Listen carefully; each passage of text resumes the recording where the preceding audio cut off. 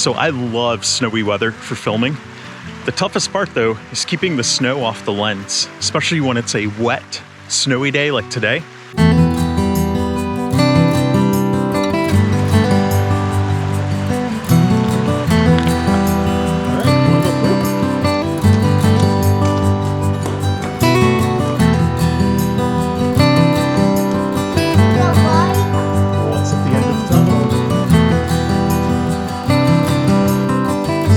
Wide mode without hyper smooth on, just to see how that does with framing a subject approximately near the center.